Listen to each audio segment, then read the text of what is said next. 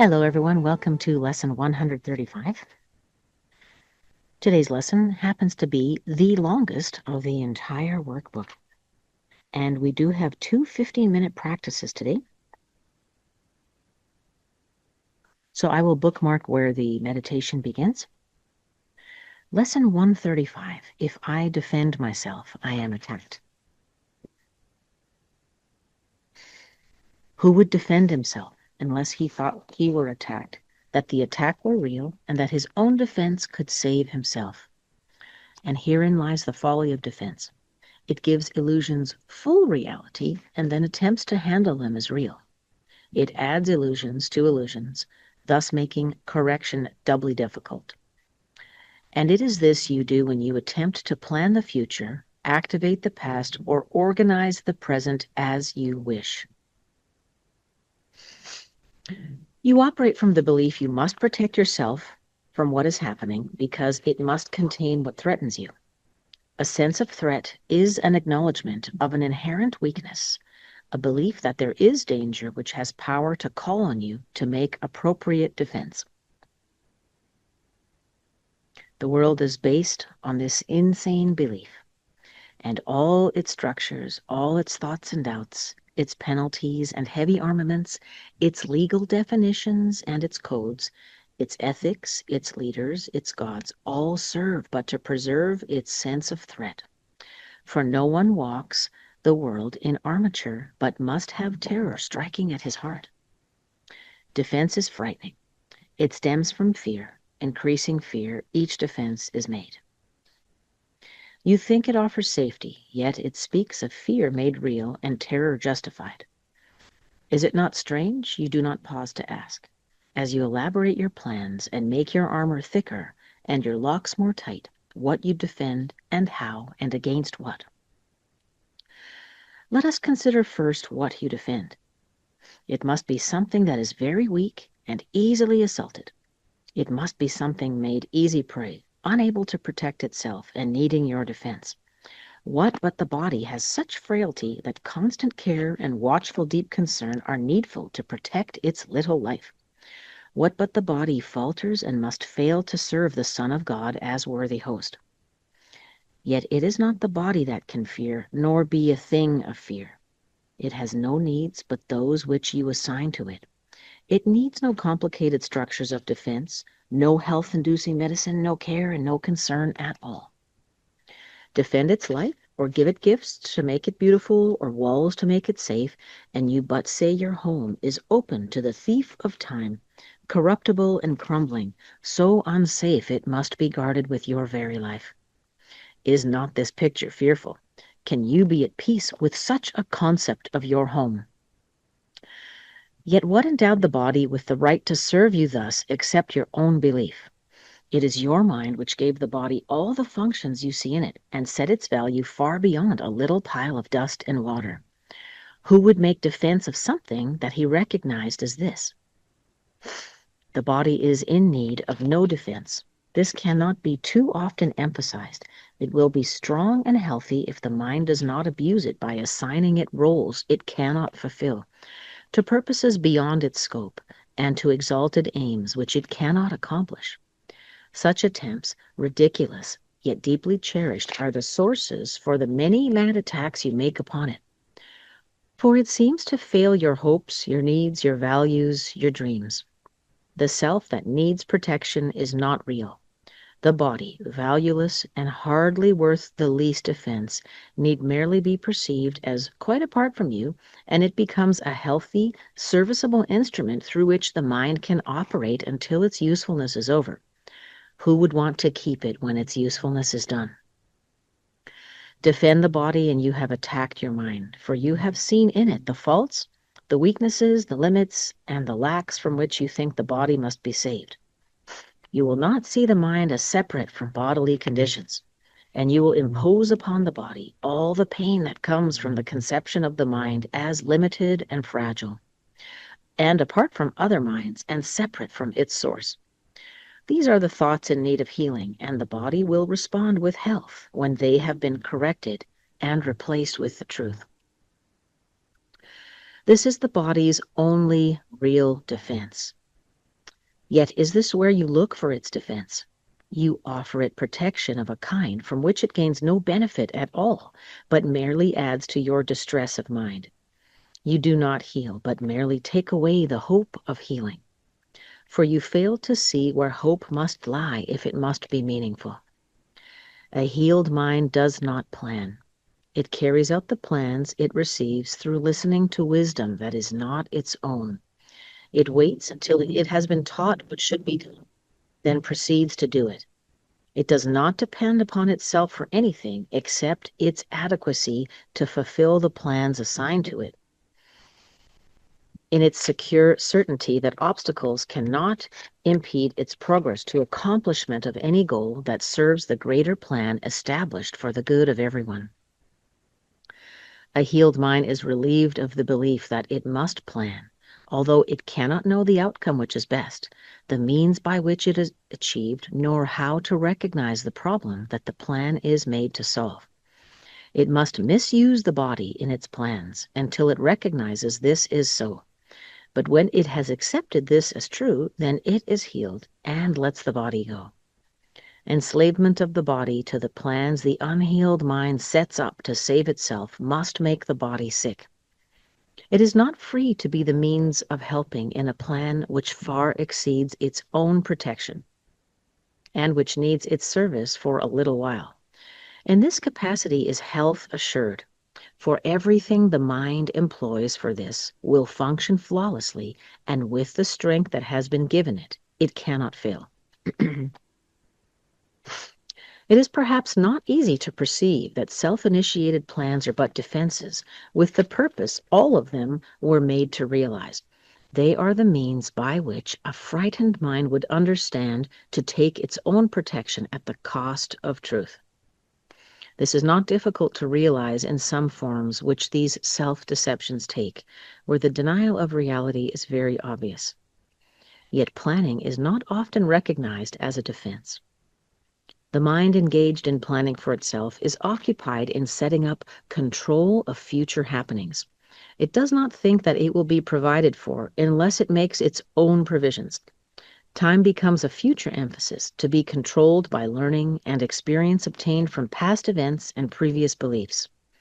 It overlooks the present, for it rests on the idea that the past has taught enough to let the mind direct its future course. The mind that plans is thus refusing to allow for change. What it has learned before becomes the basis for future goals.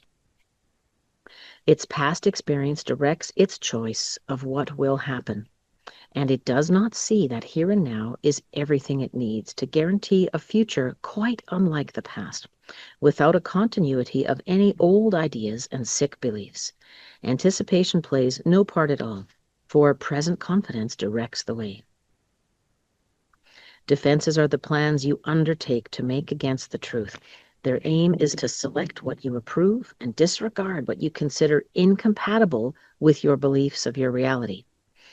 Yet what remains is meaningless indeed, for it is your reality that is the threat, which your defenses would attack, obscure, and take apart and crucify. What could you not accept if you but knew that everything that happens, all events, past, present, and to come, are gently planned by one whose only purpose is your good? Perhaps you have misunderstood his plan, for he would never offer pain to you. But your defenses did not let you see his loving blessing shine in every step you ever took. While you made plans for death, he led you gently to eternal life. This often quoted paragraph is paragraph 18 in this lesson, 135.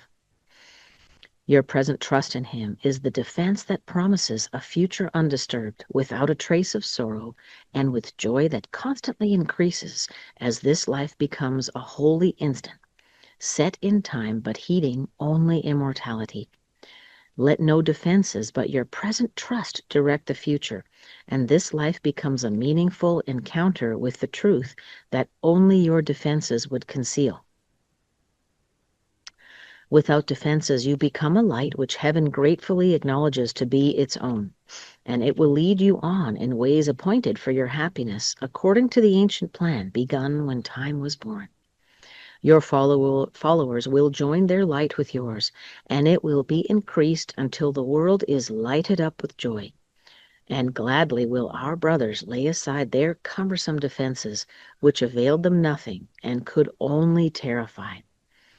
We will anticipate that time today with present confidence, for this is part of what was planned for us. We will be sure that everything we need is given us for our accomplishment of this today. We make no plans for how it will be done, but realize that our defenselessness is all that is required for the truth to dawn upon our minds with certainty. For 15 minutes twice today, we rest from senseless planning and from every thought that blocks the truth from entering our minds. Today we will receive instead of plan, that we may give instead of organize.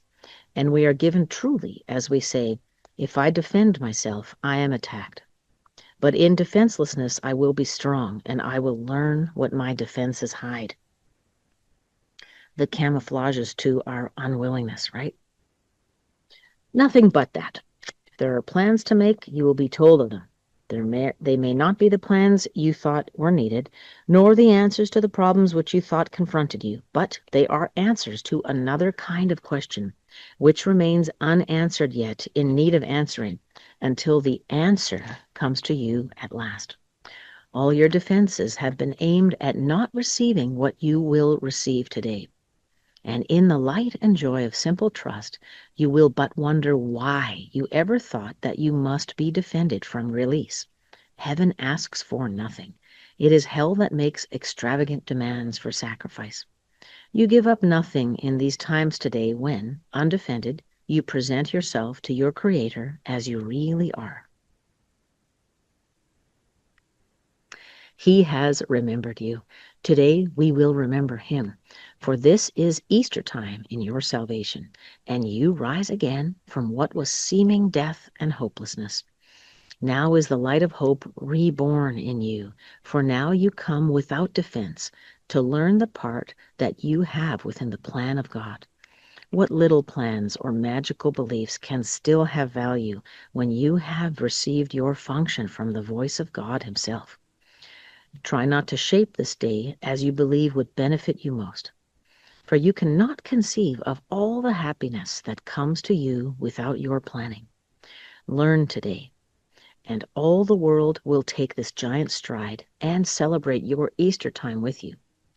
Throughout the day, as foolish little things appear to raise defensiveness in you and tempt you to engage in weaving plans, remind yourself this is a special day for learning, and acknowledge it with this. This is my Easter time, and I would keep it holy. I will not defend myself, because the Son of God needs no defense against the truth of his reality. What a fabulous, fabulous lesson. Let's begin our 15-minute practice.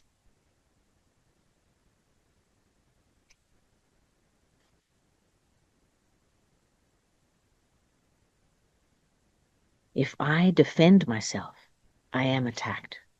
Let's sit with that for a moment. Breathing in. And just think of all the times today we have already defended ourselves.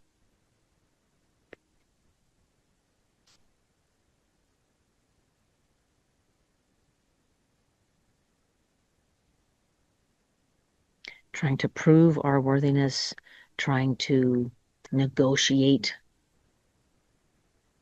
respect and worthiness with others, making meaning of situations that is not warranted.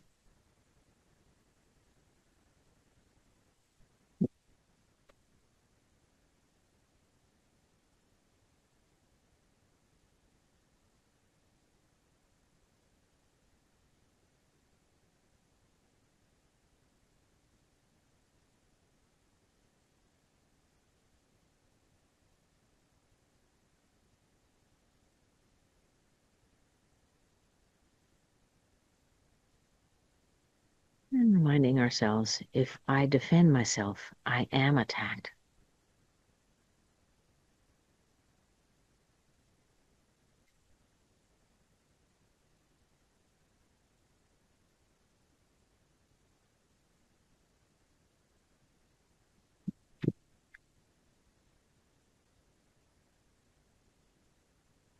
Breathing in and out.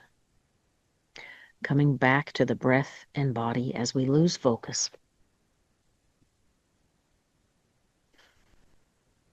As our minds wander away from this mindfulness of thoughts meditation practice, we come back to focus on the breath and the body, the rise and fall of the chest, the sounds I hear within, my breathing and swallowing, the sounds without, birds, traffic, people, dogs barking. Noticing the rise and fall of the torso, the straightness of the spine, relaxing the face and hands, always coming back to these anchors. Being patient and compassionate if we have already defended ourselves hundreds of times today.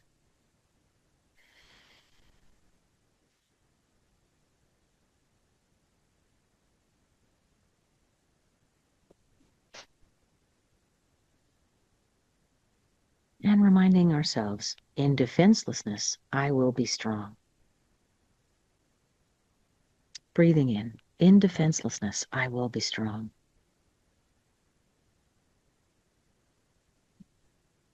Defenselessness means we open ourselves up to receiving the help, power, vision of the Creator. So that is definitely very strong.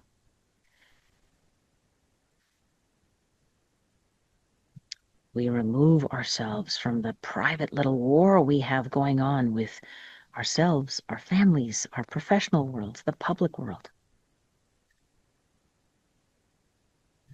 In my defenselessness lies my true strength. Let's sit for a moment and enjoy this wonderful truth, the wonderful ease of resting with God. Recalling the image from a few lessons ago, where we descend below all of the attack, all of the war that's going on in our lives, the self-inflicted or the larger war. Opening the door to a place of very bright light where the Creator awaits.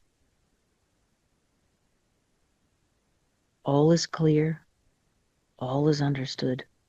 There's no struggle to accept and acknowledge truth. Vision is clear,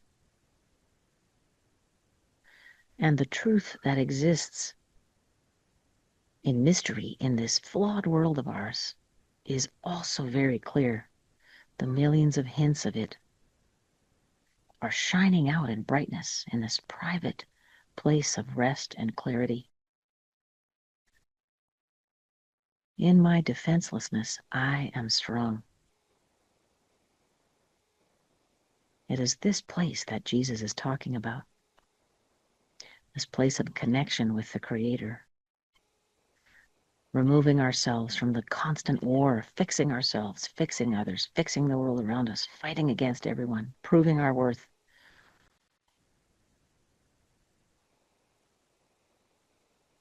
Fear of others having power over us.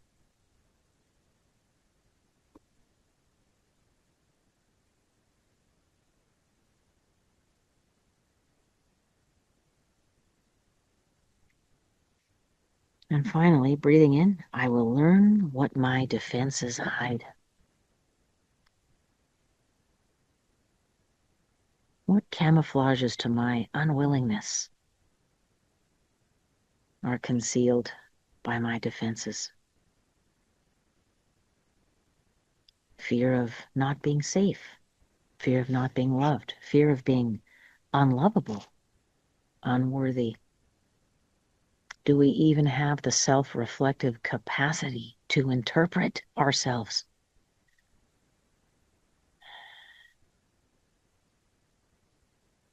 Do we have the emotional, psychological literacy to interpret our behaviors, to identify our defenses?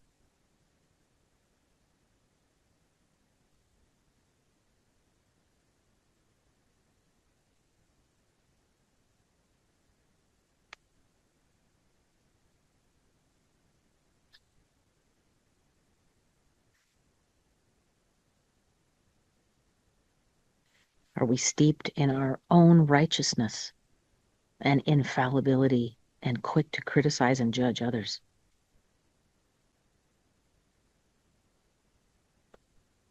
Is that because we're looking for clarity and purpose and vision from the things of this world?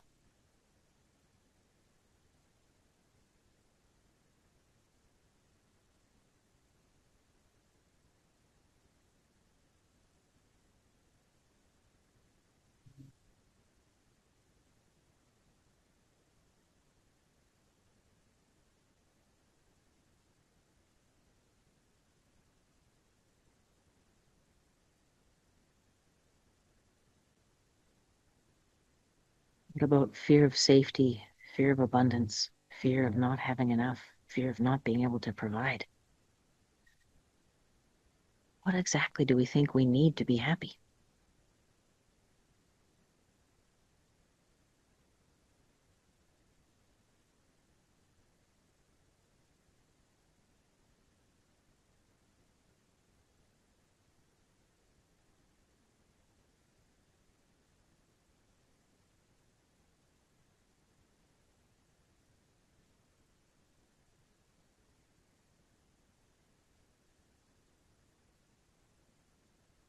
From this private room of rest we share with the Creator, where vision and clarity are so easy, where willingness is so easy. Noticing how easy it is to let go of our defenses, to let go of the blocks to our willingness, our fearfulness of safety, worthiness, abundance.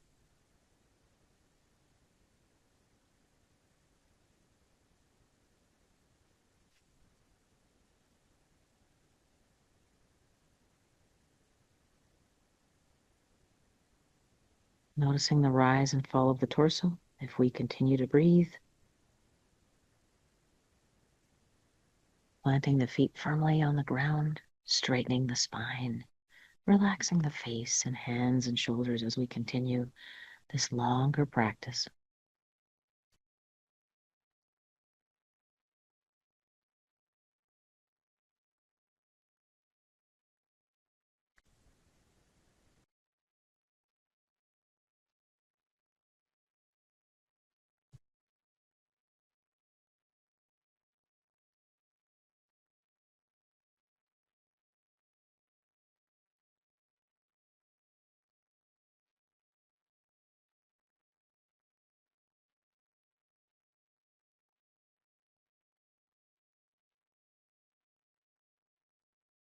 Breathing in, without defenses, we become a light which heaven gratefully acknowledges to be its own.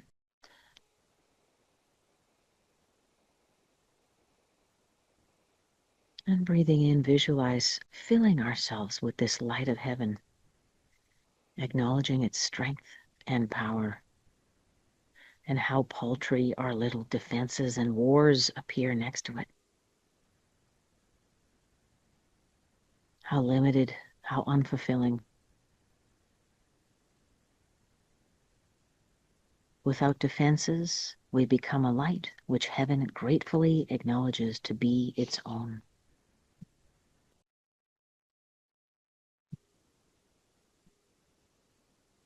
Breathing in and out. Continuing to notice our impulse to plan and strategize. Today, we rest from senseless planning, from every thought that blocks the truth from entering our minds. Today, we will receive instead of plan, that we may give instead of organize.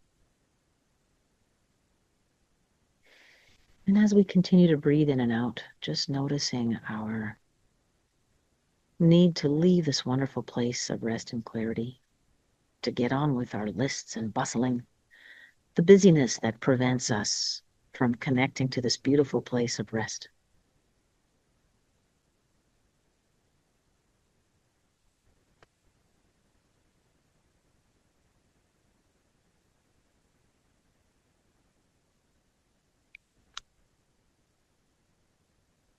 Reminding ourselves as we prepare to continue to go about our days, If I defend myself, I am attacked. But in defenselessness, I will be strong, and I will learn what my defenses hide.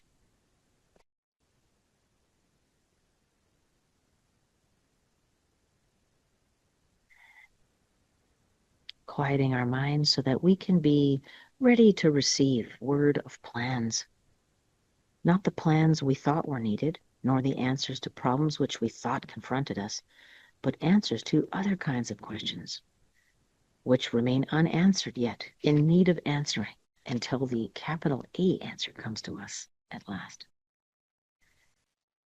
Removing our defenses so that we can receive what they have prevented us from receiving until today. Breathing in, and in the light and joy of simple trust, we but wonder why we ever thought we must be defended from release.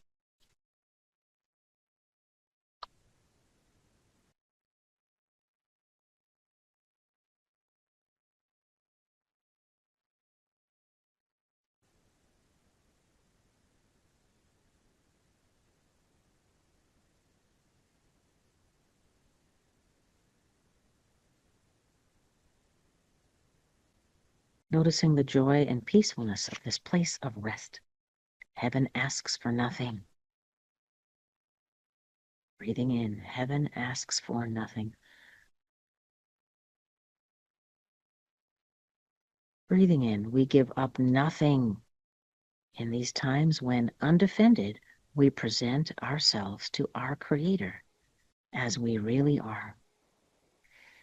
He remembers us. Today we remember Him.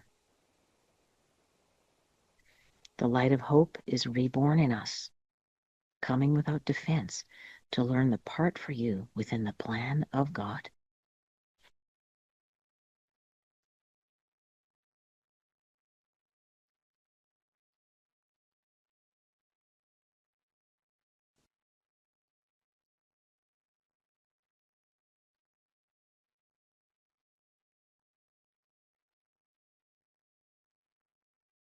And reminding ourselves, breathing in, this is my Easter time. Breathing out,